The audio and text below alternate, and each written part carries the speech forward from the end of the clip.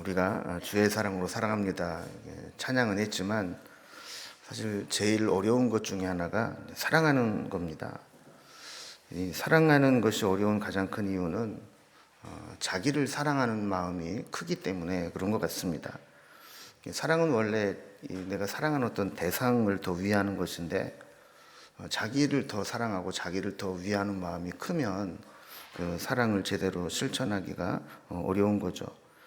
어쩌다 우리가 좀 큰 마음을 먹고 사랑을 실천할 수는 있지만 지속적으로 사랑하며 사는 것은 결코 쉬운 일이 아닙니다. 로마서 12장은 우리가 예수님의 은혜로 또 믿음으로 구원받게 된 백성들이 어떻게 살아야 될 것인가에 대한 말씀을 나눈다고 했습니다. 그래서 1절을 우리가 살펴보면서 이 믿음으로 구원받은 사람들은 자신을 거룩한 산 제물로 드리는 영적 예배자가 되어야 된다, 이런 말씀을 나눴습니다. 그리고 2절에서는 이제 자기 몸을 거룩한 산 제물로 드리는 이 영적 예배를 드린다는 게 뭔가, 그것은 이 세대를 본받지 않고 마음의 변화를 받아서 하나님의 뜻을 분별해 사는 것이다, 이렇게 살펴봤어요. 자, 그리고 이제 3절부터는 이제 그러면 그것을 구체적으로 어떻게 하는 것인가, 그러면서 먼저 이 교회 안에서 우리가 어떻게 하는 것인가, 3절에 보면 이 믿음의 분량대로 지혜롭게 생각하며 자기 분수를 알고 살아야 된다. 그리고 4절에서는 그리스도 안에서 한 몸을 이루는 지체의식을 가져야 된다. 그리고 6절에서는 은사는 같지만 은혜는 같지만 은사는 다르기 때문에 하나님께서 내게 주신 은사대로 조화를 이루어 섬겨야 된다, 그랬습니다. 자, 오늘은 이제 여기에 이어서 우리 영적 예배자로 산다는 게 뭔가 그랬을 때 그것은 서로 사랑하며 사는 것이다, 이런 주제로 말씀을 주고 있습니다. 우리가 사랑이 없으면 정말 다양한 사람들이 모이는 곳에서 하나됨을 이루기가 참 어렵습니다. 아무리 조직을 잘 해놓고 행정적으로 잘 구비되어 있고 또 심지어 친목회로 자주 모여도 우리 마음이 한 마음이 되지 않는다면, 사랑이 없다면 하나가 되기가 참 어려운 거죠. 그래서 바울은 영적 예배자의 특징을 설명하면서 그것은 형제를 사랑하는 것이다, 이렇게 말씀을 주고 있습니다. 그래서 오늘은 그럼 형제를 사랑한다는 게 구체적으로 어떻게 하는 것인가, 바울의 가르침을 통해서 우리 주님의 음성을 들어보도록 하겠습니다. 먼저 첫 번째로 형제를 사랑한다는 것은 거짓 없이 사랑하고 선으로 대하는 것이다, 이렇게 말씀을 합니다. 사랑은 말로만 하거나 생각으로만 갇혀 있는 것이 아니라 구체적인 행동으로 드러나게 되어 있습니다. 9절에 보면 사랑에는 거짓이 없다, 이렇게 말씀을 하죠. 이 거짓의 이 원어적 의미는 가식, 외식이라는 뜻입니다.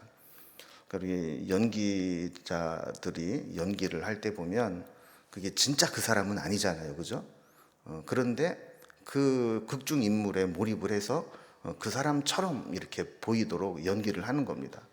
마찬가지로 이게 거짓이라고 하는 것은 이렇게 악의적으로 막 사기를 치고 거짓말을 하는 것도 있지만 어떤 가식, 외식, 과장, 뭐뭐 하는 척 하는 것, 이런 것들이 다 해당이 되는 겁니다.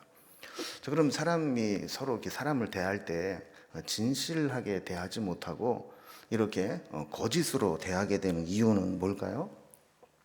그 거짓을 통해서 나에게 어떤 유익함이 있기 때문에 그런 거죠.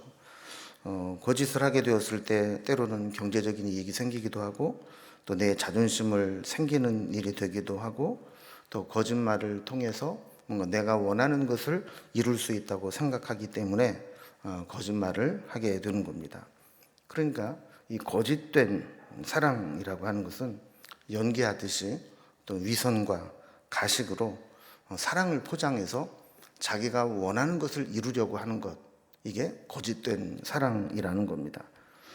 그런데 진짜 사랑은 이런 가식적인 거짓된 사랑이 아니라는 겁니다.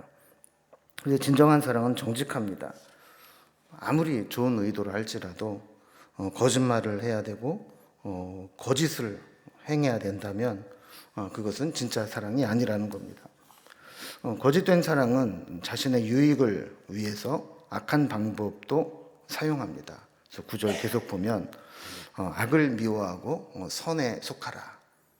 악을 미워하고 선에 속하라. 선에 속하라는 것은 지속적으로 선한 일을 하라는 겁니다. 그러니까 어떤 일을 할 때 우리는 어떤 행위 이전에 어떤 목적, 의도, 동기, 그것을 행하는 감정, 이런 것들이 선행됩니다. 그러니까 일을 하기 전에 이런 목적, 의도, 동기, 감정도 선해야 되고, 그것을 행함에 있어서 방법이나 과정도 선한 것이 되어야 합니다. 그리고 그것이 가져오게 되는 결과와 열매 또한 선한 것이 되어야 합니다. 그러니까 선에 속하라라는 말은 이렇게 시작부터 과정, 결과까지 모든 것이 선을 이루게 되도록 하는 것을 의미하는 겁니다. 만약에 겉모양은 선한 것으로 포장되어 있지만 그 의도와 목적, 그리고 그 속에 담겨진 감정이 악한 것이라면 그것은 진정한 사랑이 아니라는 거죠. 악이 위험한 것은 항상 악한 모습으로만 우리에게 다가오는 게 아니라 선을 가장해서 다가올 수 있다는 겁니다. 처음부터 나는 악이요 이렇게 막 써붙이고 들어오면 누가 그걸 몰라보겠어요. 다 경계를 하죠. 그런데 악은 항상 선에 탈을 쓰고 올 때가 있습니다.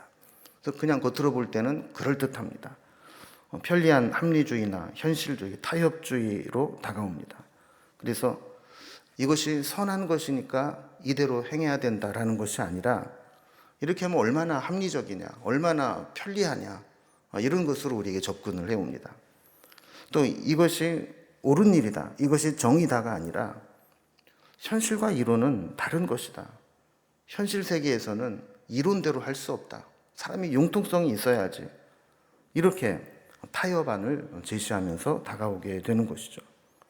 그렇기 때문에 우리가 얼핏 느끼기에는 이것이 합리적이어 보이고 이것이 편리해 보이고 이것이 세상 사는 것처럼 보이고 이 정도만 타협하면 다 좋은 게 좋은 것으로 굴러갈 수 있을 것처럼 그렇게 느껴지게 되는 겁니다. 문제는 우리가 작은 것 하나에 타협하게 되면 나중에는 전부를 악에게 내주는 결과를 가져올 수 있습니다. 하나님 역시 하나님은 선하신 분이다 라는 표현이 성경에 많이 나오게 됩니다. 하나님은 악과 타협하신 적이 없으시고 또 선을 이루기 위해서 악한 방법을 가지신 적도 없습니다. 그렇다면 우리도 두 얼굴을 가지고 살아서는 안 됩니다. 겉으로는 사랑을 이야기하고 그럴듯한 명분을 드러내지만 속으로는 악을 도모하는 자가 되면 안 된다는 겁니다. 특히 우리가 신앙생활하며 더 조심해야 될 거는 이거는 하나님을 사랑해서 내가 하는 일이야. 이거는 교회를 위해서 하는 일이야. 이렇게 그럴듯하게 명분은 내세우지만 속으로는 악한 의도, 악한 감정을 가지고 일을 행할 수 있다라는 겁니다. 우리가 선의 편에 서게 되면 악은 힘을 잃어버리게 됩니다. 그런데 우리가 갈등하기 시작하면 악은 길을 쓰고 달려들어서 우리의 가치관과 판단을 흐리게 만들어 버립니다. 우리가 예수를 믿는다고 교회를 다녀도 이 선한 마음을 잃어버리게 되면 이성을 잃어버리게 되는 경우가 있습니다. 원한이 막 사무친 것처럼 누군가를 그냥 미워하고 이 수단과 방법을 가리지 않고 악을 행하게 됩니다. 결국 내가 해치고자 하는 사람만 해치는 게 아니라 나 자신이 해를 입기도 합니다. 그래서 우리가 선을 행해야 되는데 결국 이것을 포기하게 될 때 우리는 정말 기독교의 핵심을 잃어버릴 수 있다라는 것이죠. 그래서 우리는 형제를 사랑한다 그랬을 때 이렇게 선을 항상 행하고 악을 미워하고 하는 방법을 사용해야 된다라는 겁니다. 두 번째로 사도 바울은 우리에게 형제를 사랑한다는 것이 뭐냐면 사랑은 먼저 하는 것이다. 그리고 부지런히 행하는 것이다. 이렇게 가르치고 있습니다. 사랑해야 되는 것을 알지만 우리가 사랑을 실천하기 어려운 거는 내가 먼저 하기가 어렵다라는 거예요. 10절 말씀 보면 형제를 사랑하여 서로 우애하고 존경하기를 서로 먼저 하여 그랬습니다. 형제 사랑, 우애, 존경 뭐 다 듣기엔 좋은 말인데 이거를 참 실천하기가 어렵습니다. 우리는 늘 그런 생각을 합니다. 저쪽에서 먼저 사랑한다고 하면 나도 사랑할 용의가 있어. 저쪽에서 먼저 미안하다고 하면 나는 용서할 건 하고 나도 잘못한 건 사과할 용의가 있어. 근데 서로 이렇게 생각을 하고 있으니까 이게 화해가 안 되고 사랑이 안 되는 겁니다. 10절 말씀 다시 보면 서로라는 말과 먼저라는 말이 계속 반복돼서 나옵니다. 사랑은 서로와 먼저가 가장 중요한 핵심 열쇠입니다. 사랑은 서로 하는 것입니다. 그런데 서로 안 될 때는 한쪽에서 먼저 해야 된다는 겁니다. 또 사랑의 방법 또한 우애와 존경을 이야기합니다. 우애는 형제나 친구가 가지고 있는 애정입니다. 존경은 윗사람을 향한 마음입니다. 여기 보면 아랫사람을 대하는 게 없습니다. 그 사랑이란 뭐냐? 상대방을 나보다 높게 여기고 상대방을 나와 같은 형제처럼 여기는 것이 사랑이라는 겁니다. 남을 나보다 아래로 보고 내 마음대로 움직여야 될 사람이라 생각하면 사랑이 깨지게 됩니다. 경상도 말로 알로 보면 안 된다는 거예요. 항상 나보다 존중할 사람으로 이렇게 생각을 해야 사랑이 된다는 겁니다. 그래서 사랑은 우리가 생각보다 간단하지 않습니다. 예수님의 가르침에도 보면 사랑은 우리의 모든 행위에 가장 우선됩니다. 심지어는 예배보다도 더 우선적인 가치를 갖는다고 말씀합니다. 마태복음 5장 23절, 24절을 보면 산상수훈 말씀 중에 이런 말씀을 주십니다. 그러므로 예물을 제단에 드리려다가 거기서 네 형제에게 원망 들을 만한 일이 있는 것이 생각나거든 예물을 제단 앞에 두고 먼저 가서 형제와 화목하고 그 후에 와서 예물을 드리라 그랬습니다. 여러분, 예배의 가장 중요한 개념 중에 하나는 화해죠. 죄로 인해서 하나님과 우리와의 관계가 깨어진 이 관계를 화목 제물이 되신 예수님을 의지해서 하나님과 우리가 화목되는 것입니다. 그렇다면 하나님과 우리를 예수님의 중보적 제물의 역할로 화목하게 되었다면 이 예배 시간에는 우리와의 관계에서 그런 아픈 마음, 또 상한 마음, 때로는 원수진 마음 이런 것도 화목하고 화해가 되어야 한다라는 거예요. 그래서 심지어 원망 들을 만한 일, 화목하지 못한 일이 있다면 예물을 드리려고 다 준비를 해놓고 예물까지 다 갖추어 놓다 할지라도 어떻게 하라고 그랬어요? 예물을 제단 앞에 두고 먼저 가서 형제와 화목하고 난 후에 그 후에 와서 예물을 드려라 하는 겁니다. 그렇다고 본다면 하나님은 우리에게 예배보다도 먼저 사랑하고 화해하고 화목하는 것이 더 중요하다고 가르쳐주고 있는 것이죠. 여러분, 우리가 보면 누가 어른입니까? 진짜 어른은 먼저 화해의 손을 내미는 사람이 어른입니다. 성숙한 공동체는 이런 어른이 많은 공동체입니다. 용서는 내 감정을 지불하는 것이다. 이런 말이 있습니다. 여러분, 이 지불한다라는 것은 내가 어떤 가치를 치환하기 위해서 내가 가지고 있는 것을 주는 겁니다. 화해를 얻기 위해서 용서를 지불하는 것입니다. 우리가 어떤 물건을 사기 위해서는 돈을 지불하죠. 그래서 내가 어떤 물건을 샀어요. 그래서 그 값을 내 지갑에서 빼서 돈을 냈습니다. 그러면 방금 전에 이 거래가 이루어지기 전에 내 지갑 속에 있을 때는 이 돈이 누구 돈입니까? 내 돈이죠. 근데 이 물건을 사기 위해서 내 지갑에서 빼서 그것을 물건을 사고 상인에게 지불을 했어요. 그럼 그 순간부터 이 돈은 누구 겁니까? 상인의 것이죠. 만약에 물건을 사고 지불을 한 후에 이거 분명히 내 지갑에 있었는데 다시 내놓으라고, 내 돈이라고 그러면 그거는 절도가 되는 거죠. 용서도 마찬가지라는 겁니다. 용서가 내 감정을 지불하는 것이다. 이 말은 내가 한번 용서를 했으면 더 이상 내가 거둬들일 수가 없다는 겁니다. 이미 한번 용서를 지불했기 때문에 그 다음에는 더 지불하고 말고 할 것이 남아있지 않다라는 것이죠. 이렇게 사랑은 내가 먼저 하는 것이고 한번 하고 나면 계속 효력이 발생하는 거라는 겁니다. 또한 사랑은 먼저 할 뿐만 아니라 부지런히 해야 된다고 말씀하고 있습니다. 11절을 보면 부지런하여 게으르지 말고 열심을 품고 주를 섬겨라 그랬습니다. 그럼 부지런해라, 게으르지 말아라, 열심을 품어라, 한결같이 다 부지런히 열심히 하라는 거예요. 마태복음 25장 26절에 보면 달란트 비유를 하면서 이 악한 것과 게으른 것을 같은 개념으로 사용하고 있습니다. 그래서 악하고 게으른 종아 이렇게 이야기를 하죠.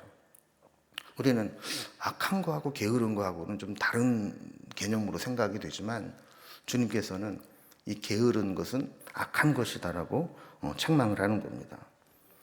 사랑을 함에 있어서도 마찬가지라는 겁니다. 부지런히 해야 된다는 거예요. 게으른 사람은 사랑도 힘듭니다. 사랑을 하려면 열정이 있어야 되고 없던 부지런도 생겨야 됩니다. 사랑하면 게으를 수가 없습니다. 또 사랑할 대상이 없는 사람은 인생을 그렇게 열심히 살 의미를 찾지 못합니다. 그런데 내가 무엇인가를, 누군가를 사랑하는 마음이 있게 되면 내가 열심히 살아야 될 이유가 생기게 되고 열심히 살아야 되는 삶의 방식이 생기게 되는 겁니다. 그리고 우리가 주님을 사랑한다고 할 때도 마찬가지입니다. 주님을 사랑할 때도 우리가 정말 주님을 사랑한다면 부지런히 사랑할 수밖에 없습니다. 누가 그런 얘기 하더라고요. 우리는 왜 믿는 사람들이 열심히 살아야 되느냐? 두 집 살림을 해야 되기 때문에 그렇대요. 왜냐하면 하나님의 집에서 우리 하나님도 열심히 섬겨야 되고 또 세상에서 하나님 나에게 맡겨준 일도 열심히 해야 되니까 열심히 살 수밖에 없다는 거예요. 여러분, 하나님을 모르는 사람들은 그냥 세상에서 자기 일만 열심히 하면 되잖아요. 그런데 우리는 하나님의 일도 열심히 해야 되고 내게 맡겨준 일도 열심히 해야 되니까 이 안 믿는 사람들과 똑같이 살아서는 안 된다는 겁니다. 더 열심히 살아야 할 수밖에 없다라는 거죠. 사랑은 열심을 불러옵니다. 게으를 수 없습니다. 또 적극적으로 뜨겁게 사랑하며 부지런히 섬기게 됩니다.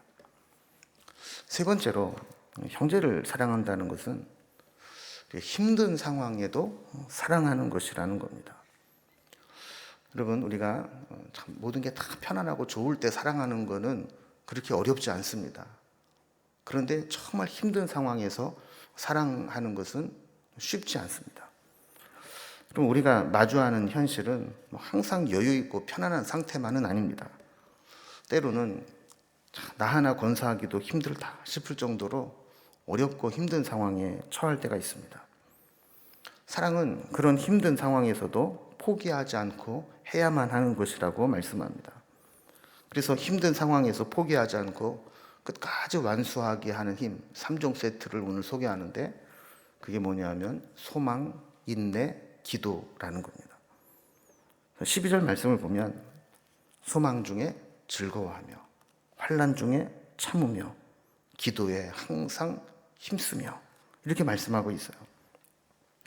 이제 사랑에 대한 이야기를 하다가 갑자기 소망, 환난, 기도 이런 이야기가 나온 것은 우리가 사랑하는 게 이만큼 힘들고 어렵다는 겁니다. 여기 소망, 환난, 기도, 이거는 지금 이 말씀을 받고 있는 그 로마 교회의 성도들의 삶이 그렇게 녹록하지 않다는 것을 의미하는 겁니다. 참 힘든 가운데 있다라는 거죠. 여러분, 지금 좋은 상황이라면 그 사람에게 소망을 붙들어라, 이런 얘기 할 필요가 있을까요? 소망을 자꾸 얘기할 때는 소망이 아니면 견디기 힘든 상황이라는 것입니다.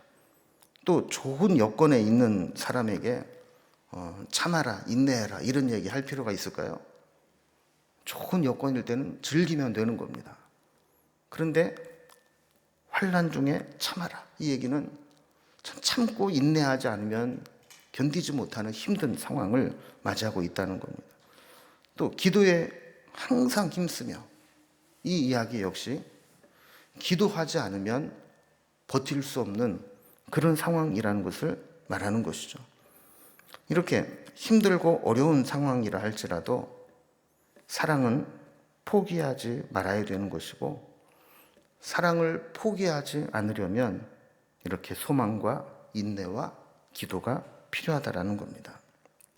그래서 소망 중에 즐거워하고, 환난 중에 참아야 하고, 기도에 항상 힘써야 되는 겁니다.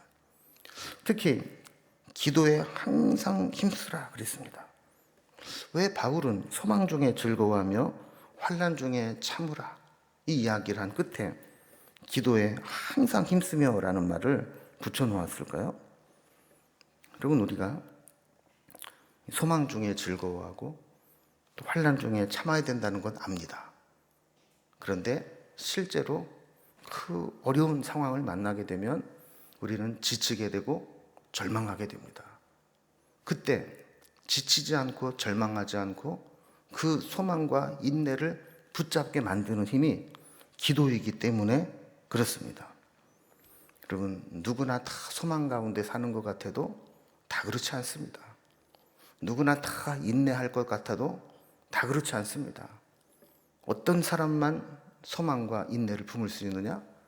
기도하는 사람만이 그 소망과 인내를 끝까지 붙잡을 수 있는 겁니다.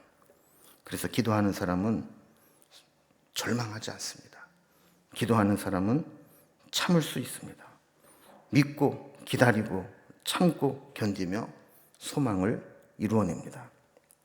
여러분, 혹시 나는 소망이 없어, 지금 내 힘든 이 상황은 좋아질 것 같지 않아, 이런 생각이 들거나 난 이제 모르겠어, 이렇게 포기했다면 내 기도가 지금 하나님이 원하시는 만큼 항상 기도에 힘쓰라 하신 말씀과 같이 내가 그렇게 기도를 붙잡고 기도를 포기하지 않고 기도를 놓지 않고 기도를 붙잡고 있는가 하는 것들을 우리가 살펴보아야 합니다. 사랑의 진가는 모든 것이 잘 풀리고 좋을 때 드러나는 것이 아니라 절망이 찾아올 때, 포기하고 싶을 때, 그리고 이제는 끝이라고 생각할 때, 그때 그 진가가 드러나게 되는 것입니다. 마지막 네 번째로 형제를 사랑한다는 것은 뭐냐 하면 행동으로 나타나는 사랑입니다. 사랑은 행동하는 사랑입니다. 사랑은 행동으로 나타납니다. 그래서 뭐 탈무드에 있다고 하는데 제가 원문은 못 찾아봤는데 이 사람에게 숨길 수 없는 세 가지가 있다고 그러잖아요. 그게 뭐냐면 재채기, 가난, 사랑이라고 합니다. 이것의 공통점은 숨기려고 할수록 그것이 더 드러난다는 겁니다. 여러분, 재채기가 나오려고 할 때 참으면 재채기가 참아지나요? 어떨 때는 참아지죠. 근데 어떨 때는 못 참아. 오히려 참으려고 하는데 더 크게 소리가 나요. 가난도 그렇습니다. 여러분, 영화 기생충 보셨어요? 이 기생충에 보면 이 가난을 후각적으로 표현을 해서 가난한 사람들 냄새가 나는 것 같다, 이러는 이제 대사가 나옵니다. 근데 이게 꼭 그런 그 냄새를 이야기하는 물리적인 냄새만이 아니라 이 가난은 심리적 위축과 활동에 제약을 가져옵니다. 뭐 돈이 없고 가난한 삶을 살면 아무래도 이 돈이 없음으로 제약되는 부분들이 있고 그 활동의 제약뿐만 아니라 심리적으로 위축되게 되는 거죠. 그러니까 아무리 숨기려고 해도 나도 모르는 사이에 그런 한계점들이 드러나게 된다는 겁니다. 사랑도 마찬가지라는 거예요. 사랑을 하게 되면 의도적으로 움직이지 않아도 본능적으로 움직이는 것이 드러나게 됩니다. 눈빛이 달라지고 몸이 가까이 가고 행동하는 게 달라집니다. 그래서 아무리 몰래 사귀려고 해도 다 드러나게 됩니다. 종종 이 청년부에도 이렇게 커플들이 있는데 지들은 모르는 줄 알아요, 다른 사람들이. 근데 다 드러나요, 다 드러나. 그래서 결국에는 보면 미신고 불법 커플들은 자진 신고해라 이렇게 해가지고 내가 다 안다 그러면 이제 신고를 하는 커플들이 있어요. 자기네들은 뭐 몰래 아무도 모르게 뒤에 사귀는 줄 알죠. 근데 다 드러나게 돼 있는 겁니다. 그러면 사랑은 어떻게 드러나야 될까요? 주님이 원하시는 사랑은 우리에게 어떤 모습으로 드러나는 것일까요? 13절 말씀 보면 성도들의 쓸 것을 공급하며 손대접하기를 힘쓰라 이렇게 말씀을 합니다. 그러니까 우리가 정말 주님의 사랑을 품고 있다면 섬김과 나눔으로 표현된다는 거예요. 사랑하는 마음이 생기면 성도들의 쓸 것을 공급하고 대접하는 손길, 행동으로 나타나게 된다는 거죠. 그래서 초대교회, 예루살렘 초대교회의 이 놀라운 사랑의 모습을 성경은 이렇게 묘사하죠. 사도행전 2장 44절, 45절을 보면 믿는 사람이 다 함께 있어 모든 물건을 서로 통용하고 또 재산과 소유를 팔아 각 사람의 필요를 따라 나누어 주며 이렇게 말씀을 합니다. 여러분 이게 자본주의 사회에서 가능한 것일까요? 정말 내 물질을 서로 이렇게 통용하도록 이렇게 다 나누고 소유를 팔아서 정말 이 물질이 필요한 가난한 사람에게 필요를 따라 나누어 줄 수 있을까요? 저는 이 성경 말씀대로 실천하기가 제일 어려운 것 중에 하나가 이 본문이 아닌가 싶어요. 근데 물론 예루살렘 초대교회도 이거를 지속적으로 하지는 못했을 거라고 저는 생각을 해요. 성령의 감동이 있고 은혜를 아주 시게 받아가지고 정상적인 판단이 흐려졌을 때 일시적으로 가능한 것이지 이게 지속적으로 되기는 어려웠을 것이다 이렇게 생각을 합니다. 그러나 우리가 진짜 사랑한다면 이런 행위로 이런 모습으로 행동으로 나타나게 된다라는 거죠. 우리가 사랑을 통해서 베풀고 나누는 것도 중요하지만 또 그 방법도 중요합니다. 설교집을 보다 보니까 어떤 설교집에 이런 게 있어요. 우리가 다른 사람을 도와줄 때 해야 되는 3가지 원칙, 이게 꼭 지켜져야지 베풀고 나누는 것이 의미가 있다 그래요. 첫 번째는 상대방이 어려울 때 도와주는 게 진짜 도와주는 거다. 그 도와주는 것도 타이밍이 중요하다라는 거예요. 정말 내가 돕고자 하는 사람이 절실할 때, 그 사람이 정말 필요할 때, 때로는 다른 사람들이 다 손을 끊고 다 떠나갈 때 그때 도와주는 게 진짜 도와주는 거라는 거죠. 두 번째는 마음과 말로만 도와주는 게 아니라 현실적인 도움을 주는 게 필요하다라는 겁니다. 때로는 마음으로 위로해주고 따뜻한 말로 위로해주는 것이 큰 힘이 될 때가 있습니다. 그러나 때로는 현실적인 도움이 필요할 때가 있다라는 거죠. 그래서 물질로 도와야 될 때가 있고 말로 도와야 될 때가 있고 또 함께 있어줌으로 도와줘야 될 때가 있고 상황에 따라서 도와주는 게 필요하다라는 겁니다. 세 번째는 겸손하게 도와줘야 된다라는 겁니다. 교회에서 구제 사역을 하는 게 참 어렵습니다. 왜냐하면 아무리 좋은 의도로 해도 이 도움을 받는 분들의 입장은 마음이 여립니다. 그리고 상처받기가 참 쉬울 정도로 예민합니다.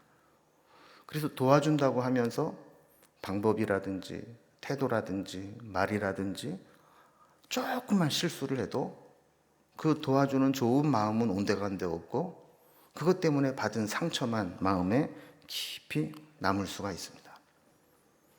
그래서 아무리 도움을 주어도 자존심이 상하거나 마음에 상처를 입게 되면 그거는 도움으로 받아들이지를 못하게 되는 거죠. 저는 예수님이 하신 말씀 중에 제가 굳게 믿고 있는 말씀이 있습니다. 그게 뭐냐면 사도행전 20장 35절 말씀인데 주 예수께서 친히 말씀하신 바 주는 것이 받는 것보다 복이 있다 하심을 기억하여야 할지니라 그랬습니다.